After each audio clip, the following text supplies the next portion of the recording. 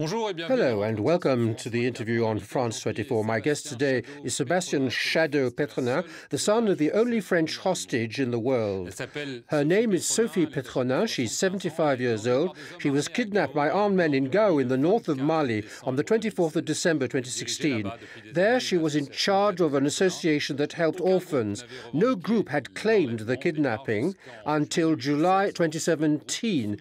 Then the group to support Islam and Muslims, the GSIM, linked to Al-Qaeda, issued a video showing several foreign hostages, including Sophie Pétronin. She then appeared on March the 1st in a video which was broadcast by the same group. She doesn't speak, there's no date, but she's in poor health. Thank you for being with us today. You have just come back from the Sahel. Have you got any news of your mother? Well, we don't have formal evidence. We didn't obtain it yet. But we know more and more suddenly that she is indeed alive. So thank you for inviting us to discuss it. Moreover, you're being broadcast in those areas, so we hope that she might see this interview. So, Mom, stand firm. So you have no clear evidence, but you have some signs or clues that show that she may be still alive. Yeah, we have converging elements. We know in a rather reliable way that she's alive. The next stage is to define with exactitude that she is indeed alive. It has to go through a process. We have to check technically that she is indeed alive, and then we'll be able to imagine moving to other stages, but the first stage is indeed the proof for life. Have you any idea where she is? Well, each and every one has his or her ideas. A lot of us think in the same direction. But this is not concerning us for the time being. She can be detained 1,000 kilometers from the place where is the decision maker. She can be, from a geographic point of view, very far away from the person who will be able to make a contact with her. It's not the most important stage to know where she is. The two elements is to know first if she is indeed alive and how she is. We know that she has a medical condition. She's ill. Yes, probably. We don't know exactly the cause. So, is she still alive? And we don't have the proof.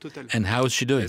Is she in the hands of this group, which is led by a well-known Malian, Iyad Ag Ghaly? Is he the person who holds the destiny of your mother in his hands?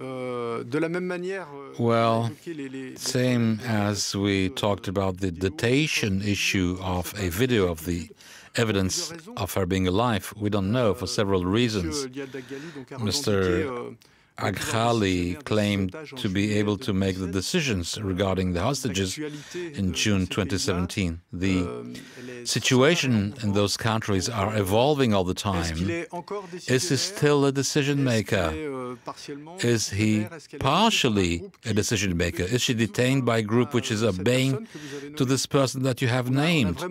We have very few certainties, even less certainties than that we discussed previously, that the fact that she's alive. The fact that she was alive. Now, following the broadcasting of this video in early March, you had a meeting at the Ministry of Foreign Affairs. You had another meeting on your return from the Sahel at the Ministry of Foreign Affairs. What are the French authorities doing? Well, we expressed our deep anger, the family, the supporting committee. We shouldn't err and not aim at the wrong target in this issue. We are dissatisfied with the action of the government, but it's not Emmanuel Macron who abducted my mother and who's detaining her. But he can do something. Well, I don't want us to aim at the wrong target. I don't want to blame all the time our government who's managing this issue. However, For us, there is a feeling of abandonment and of sacrifice. The decisions were not taken, or if some of them have been taken, they're not sufficient. The situation should be clarified for everybody, and we're expecting from our president to give us more information about the way he wishes to manage this issue. For the time being, we don't know. Have you asked to meet Emmanuel Macron? Yes, we're waiting. We wanted to meet him. My wife wrote to Brigitte Macron. I wrote to him because I turned to him through the media, and it didn't seem to be enough. Well, yes, we're hoping for a meeting. Have you had an answer? No. He has to make the decision. It's true that there have been other hostages. Your mother's the only hostage at the moment. There have been other hostages, including in this region. We're thinking of Arlit hostages, Serge Lazarevic. The French government has said it didn't negotiate. It did negotiate with other parties, private companies, and so on. Well, what is the past, but each and every time it's a new case with a new background, and I can talk freely about what I think. I think Mr. Macron made a strong decision and wishes to have a strong reaction and will not discuss with the jihadists. In other words, he doesn't want to negotiate. I have the feeling that he doesn't want, and it's legitimate. He's the head of state. We have to respect his decision. He was elected for that, and he has the right to take this decision. He has a legal right to do so. Well, he has to assume it. He has to say it. He has to say what he's doing.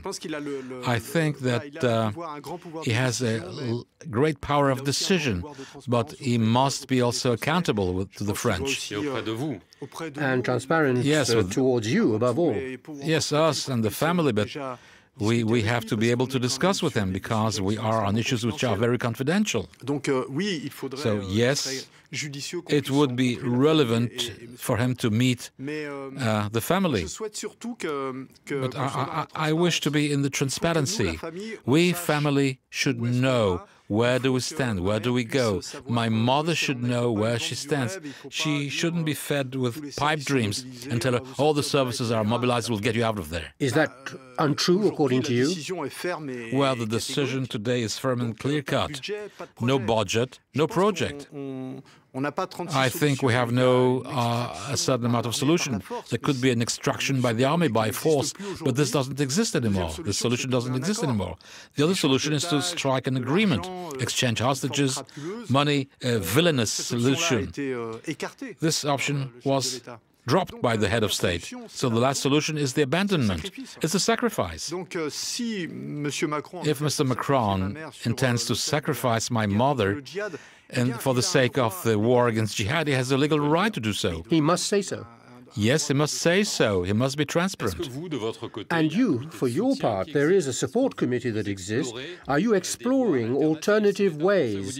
If the French state says, we are not going to negotiate, we're going to do nothing for your mother, are you going to say to them, I'm going to try through our own means? Well, we never stopped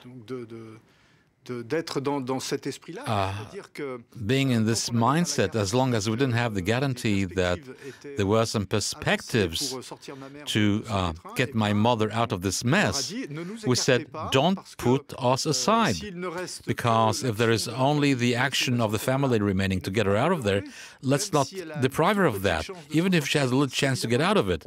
Well, we're not a government. Have you been asked to renounce this project? I was asked to stand aside and wait. But you don't want to? Certainly not. It would be to deprive her from the last chance remaining. I'm coming back from the Sahel, but I'll go back there in a few days, as soon as possible. I'm not going to abandon her. I'll go to the very end.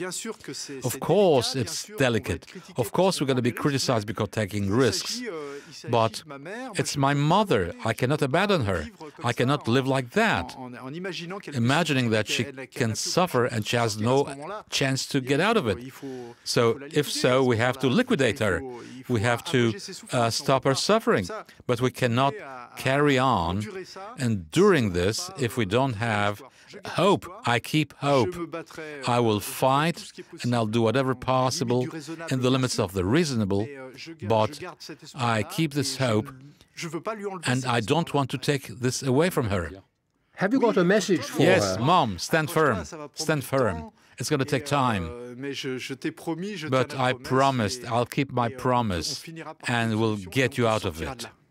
Sébastien Chadaud-Pétronin, thank you very much for having come on the set of France 24. Thank you for having watched this interview on our channel. Stay with us for more news.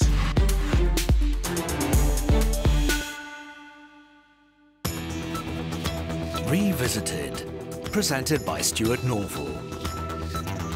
What has become of Sudan after 20 years of American economic sanctions?